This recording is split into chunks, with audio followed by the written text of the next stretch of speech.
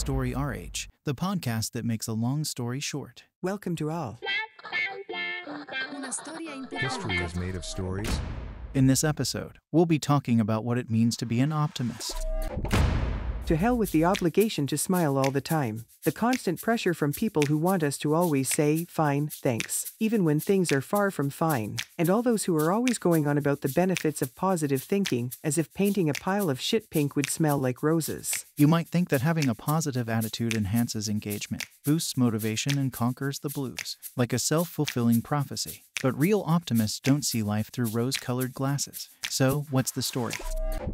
Let's just admit that sayings aren't always accurate. The glass is half full, looking at life through rose-colored glasses. A better definition would be to adopt a confident attitude regarding events. The nuance is important. It encourages us to consider that seeing the glass as half full when it's empty isn't a good approach. It's like Cassavetes' iconic line at the beginning of La Haine.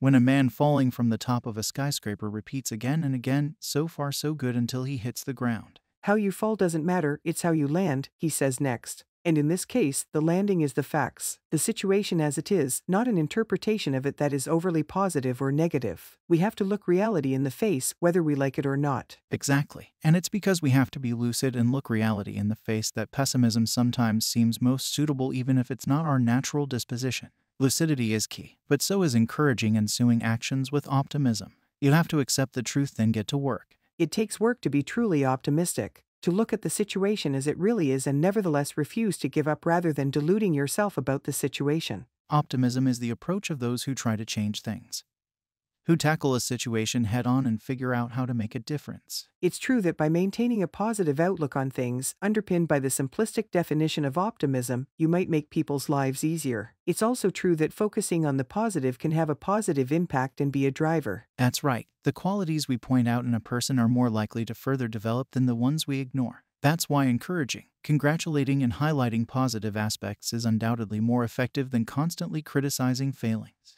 But this encouraging attitude, which has many real benefits for people who are lucid, must not hide reality for others. That would keep them in a state of unproductive, delusional bliss. It's important to encourage people for what they're doing well without fooling them or lying to them. In other words, avoid excessive optimism which turns up its nose at reality. But that doesn't mean you can't play down a situation all while remaining aware of their real importance. When it comes down to it, to be an effective optimist, you can't disguise reality or hide it under the rug. You have to look at the glass and see how full it really is. Optimism is really about the way we see the future, the confidence we have in it, not our interpretation of the current situation. So being optimistic is about engagement. It's about looking at the glass and doing your best to fill it up if it's empty. To recap, being optimistic isn't about disguising reality to make it better than it is, it's about looking it in the face and remaining convinced that with hard work you can change it. In this sense, optimism is really just another word for entrepreneurship. Is that right? Exactly right. Way to make a long story short.